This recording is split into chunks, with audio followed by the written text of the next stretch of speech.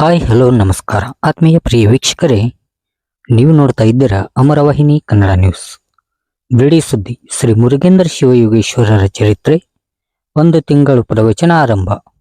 ಹೌದು ವೀಕ್ಷಕರೇ, ರಾಯಬಾಗ್ ತಾಲೂಕಿನ ಬಿಡಿ ಗ್ರಾಮದ ಶ್ರೀ ಮಹಾದೇವ ದೇವಸ್ಥಾನದಲ್ಲಿ ಶ್ರಾವಣ ಮಾಸದ ಅಂಗವಾಗಿ ಒಂದು ತಿಂಗಳ ಕಾಲ ನಡೆಯಲಿರುವ ಪುರಾಣ ಪ್ರವಚನ ಹಾಗೂ ವಿವಿಧ ಧಾರ್ಮಿಕ ಕಾರ್ಯಕ್ರಮಗಳಿಗೆ ಭಕ್ತಿಭಾವದಿಂದ ಚಾಲನೆ ನೀಡಲಾಯಿತು. ಶ್ರೀ ಮಹಾದೇವ್ ಬೋರ್ಗಾವೆ ಅವರ ಮನೆಯಿಂದ ಪೂಜ್ಯ ಶ್ರೀ ಗುರುದೇವ್ ದೇವರುಗಳನ್ನು ಶಿವಭಜನೆಯೊಂದಿಗೆ ಶ್ರೀ ಮಹಾದೇವ್ ದೇವಸ್ಥಾನಕ್ಕೆ ಕರೆತರಲಾಯಿತು. ನಂತರ ಶ್ರೀ ಮಹಾದೇವ್ ದೇವರಿಗೆ ಹಾಗೂ ಮಹಾತಪಸ್ವಿ ಪವಾಡ ಪುರುಷರಾದ ಪ್ರಸಿದ್ಧರಾದ ಅಥಣಿಯ ಶ್ರೀ ಮುರುಗೇಂದ್ರ ಶಿವಯೋಗೀಶ್ವರ ಭಾವಚಿತ್ರಕ್ಕೆ ಪೂಜೆ ಸಲ್ಲಿಸಲಾಯಿತು. ಈ ಸಂದರ್ಭದಲ್ಲಿ ಮಹಾದೇವ್ ಹಿರೇಮಠ್ ಗುರುಗಳಿಂದ ಪೂಜ್ಯ ಗುರುದೇವ್ ಶ್ರೀಗಳಿಗೆ ಸನ್ಮಾನಿಸಲಾಯಿತು. ಸಂಗೀತ ಸೇವೆ ನೀಡಲಿರುವ ಸಂಗಮೇಶ್ ಹೋಗಾರ್ ಹಾಗೂ ಪಂಚಾಕ್ಷರಿ ಹೋಗಾರ್ ಅವರನ್ನು ರವೀಂದ್ರ ಶಾಸ್ತ್ರಿಗಳಿಂದ ಸನ್ಮಾನಿಸಲಾಯಿತು. ತದನಂತರ ಅಥಣಿ ಶ್ರೀ ಮುರುಗೇಂದ್ರ ಶಿವಯೋಗೀಶ್ವರ ಮಹಾಚರಿತ್ರೆ ಪುರಾಣ ಪ್ರವಚನಕ್ಕೆ ಚಾಲನೆ ನೀಡಲಾಯಿತು. ಕಾರ್ಯಕ್ರಮದ ನಿರೂಪಣೆಯನ್ನು ನಿವೃತ್ತ ಶಿಕ್ಷಕರಾದ MC ಐನಾಪುರಿ ಗುರುಗಳು ನಡೆಸಿಕೊಟ್ಟರು. ಕಾರ್ಯಕ್ರಮದಲ್ಲಿ ಮಹಾದೇವ್ ಬೋರ್ಗಾವೆ, ಮಹಾದೇವಯ್ಯ ಹಿರೇಮಠ್, ವೀರಪಾಕ್ಷಿ ಗಳತಿಗೆ, ಶಾನು ನಿಡವನೆ, ಶಿವಚಂದ್ರ ನಿಡವನೆ, ಈಶ್ವರ್ ನಿಶಾಂದಾರ್, ರಾಯಪ್ಪ ನಿಡವನೆ, ಭೀಮಾ ಐನಾಪುರೆ, ಶಿವಪ್ಪ ಬೆಂಡೆ ಸೇರಿದಂತೆ ಇನ್ನೂ ಅನೇಕರು ಹಾಗೂ ಶ್ರೀ ಮಹಾದೇವ ದೇವಸ್ಥಾನ ಸೇವಾ ಸಮಿತಿಯ ಸದಸ್ಯರು ಹಾಗೂ ಬಿಡಿ ಗ್ರಾಮದ ಭಕ್ತರು ಮತ್ತು ಇನ್ನಿತರರು ಭಾಗವಹಿಸಿದ್ದರು. Hero report Amar N Kamble, ಅಮರವಾಹಿನಿ Kannada news, Raibag.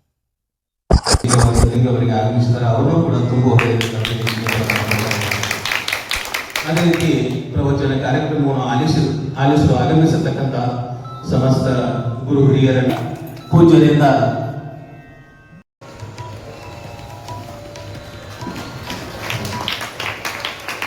ಅದೇ ರೀತಿ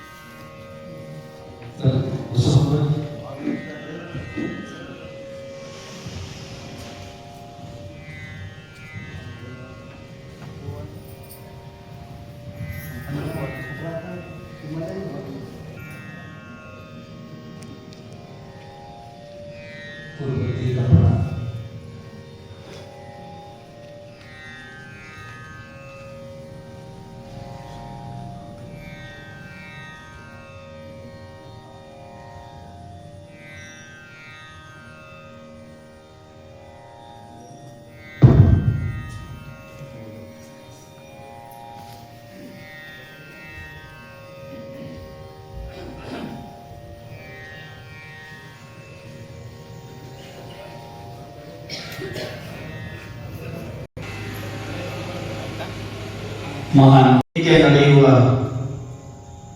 ಒಂದು ತಿಂಗಳ ಈ ಪ್ರವಚನ ಕಾರ್ಯಕ್ರಮದಲ್ಲಿ ತಮ್ಮೆಲ್ಲರಿಗೂ ಸಂಗೀತದ ಸುಧೆಯನ್ನ ನೀಡಲಿರುವ ನಮ್ಮ ನಗರವಾಗಿರುವಂತಹ ಮಾಸದಲ್ಲಿ ನಾವೆಲ್ಲ ಪಾಲ್ಗೊಂಡಿದ್ದೇವೆ. ವರ್ಷದಲ್ಲಿ 12 ಮಾಸಗಳು, 12 ತಿಂಗಳು, ಅದರೊಳಗೆ ಒಂದು ತಿಂಗಳು ಶ್ರಾವಣ ಮಾಸ. ಶ್ರಾವಣ ಮಾಸ ಅಂತಂದ್ರೆ ಭಾರತೀಯರಿಗೆ ಅದೊಂದು ಹಬ್ಬದ ಉಪಾಧಿಯಲ್ಲಿ ಒಂದು ಸಂಭ್ರಮ, ಸಂತೋಷ. ಹಳ್ಳಿಗಳಲ್ಲಿ, ಗಲ್ಲಿಗಳಲ್ಲಿ, ಮನೆಗಳಲ್ಲಿ, ಮನಸ್ಸುಗಳಲ್ಲಿ ಒಂದು ಸಂಭ್ರಮ. ಇಷ್ಟು ದಿವಸ ನಾವು ಯುಗಾದಿ ಆದ್ಮೇಲೆ ಅಲ್ಲಿಂದ ಇಲ್ಲಿ ತನಕ ಯಾವ ಹಬ್ಬಿಲ್ಲ, ಹದಿನೆ ಇಲ್ಲ, ಉಂಡಿಲ್ಲ, ಚೋಡ ಇಲ್ಲ, ಚಕ್ಲಿ ಇಲ್ಲ, ಏನೂ ಇಲ್ಲ. ಇನ್ನು ಏನು ಮುಂದೈತಲ್ಲ, ಇದು ಶಿವರಾತ್ರಿ ತನಕ. ಎಲ್ಲಿ ತನಕ? ಶಿವರಾತ್ರಿ ತನಕ. ಈಗ ಶುರುವಾತು ಅಂತಂದ್ರ ಎನ್ಯಾಕ ಕರೆದಿದ್ದೇನೆ ಶುರುವಾತು ಅಂದ್ರ ಶಿವರಾತ್ರಿಯ ಸಂಕ್ರಮ ಮಠ ಉಣ್ಣೋದು ಮತ್ತು ಶಿವರಾತ್ರಿ ಶಿವಾಯ ನಮಃ ಅಂತ ಹೇಳಿ ಉಪವಾಸ ಮಾಡೋದು. ಅಲ್ಲಿ ತನಕ ಈ ಹಬ್ಬಗಳು ಇದ್ದಿದ್ದೆ. ಹಬ್ಬಗಳನ್ನ ಮಾಡುವಂತಹ ಉದ್ದೇಶ ಏನು ನಮ್ಮ ಭಾರತೀಯರಲ್ಲಿ ಅಂತಂದ್ರೆ ಒಂದು ಸೌಹಾರ್ದ ಮನೋಭಾವ ನಮ್ಮೆಲ್ಲರಲ್ಲಿ ಬರಲಿ ಅನ್ನುವಂಥದ್ದು. ಎಲ್ಲರೂ ಕೂಡಿ ಬದುಕಲಿ ಎನ್ನುವಂತ ಭಾವವನ್ನ, ಎಲ್ಲರೂ ಕೂಡಿ ಉನ್ನಲಿ ಎನ್ನುವ ಭಾವನೆಯನ್ನು ಇಟ್ಕೊಂಡು ನಮ್ಮ ಹಿರಿಯರು ಒಂದೊಂದಕ್ಕೆ ಒಂದೊಂದು ಹಬ್ಬವನ್ನ, ಒಂದೊಂದು ಹಿನ್ನೆಲೆಯನ್ನ, ಚಿಂತನೆಯನ್ನ ಇಟ್ಕೊಂತ ಬಂದು ತನ್ನದೇ ಆಗಿರುವಂತಹ ಹಿರಿಮೆ ಗರಿಮೆಗಳನ್ನು ನಮ್ಮವರು ಒಂದೊಂದು ಹಬ್ಬಕ್ಕೆ ಇಟ್ಕೊಂತ ಬಂದು ಅಂಥದ್ರಲ್ಲಿ ಕೇವಲ ಹಬ್ಬಗಳನ್ನ ಮಾಡಿ ಸಂಭ್ರಮಿಸುವುದು ಜೀವನ ಆಗಬಾರದು. ಬದುಕಿನಲ್ಲಿ ಬಹಿರಂಗವಾಗಿ ಏನೆಲ್ಲವನ್ನ ಪಡೆದುಕೊಳ್ಳುತ್ತೇವೆ, ಬಹಿರಂಗವಾಗಿ ಏನೆಲ್ಲ ಆನಂದವನ್ನ ನಾವು ಅನುಭವಿಸ್ತೇವೆ, ಇವತ್ತು ಉಡುವುದಾಗಲಿ, ಉಣ್ಣುವುದಾಗಲಿ, ಅಡ್ಡಾಡುವುದಾಗಲಿ, ಬದುಕುವುದಾಗಲಿ ಏನೆಲ್ಲವನ್ನು ಬಹಿರಂಗವಾಗಿ ನಾವು ಅನುಭವಿಸ್ತೇವೆ.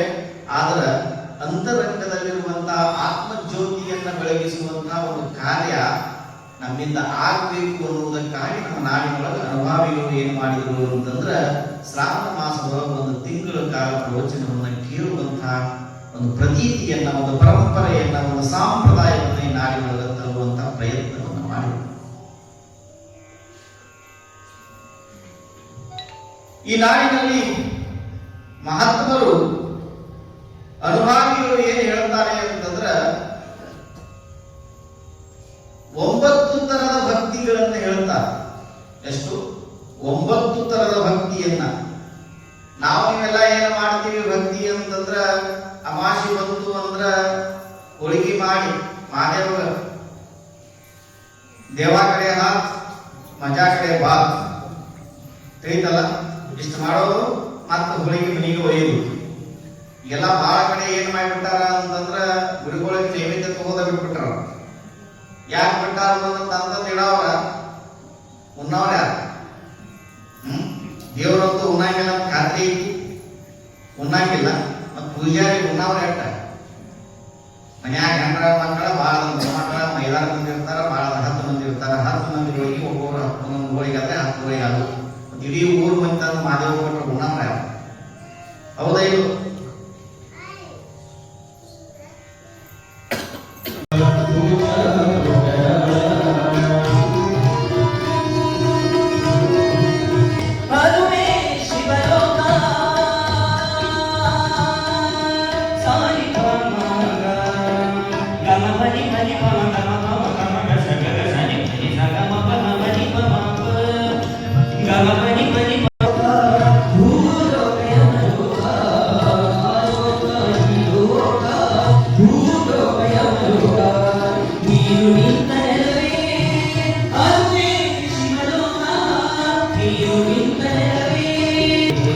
Kali sana na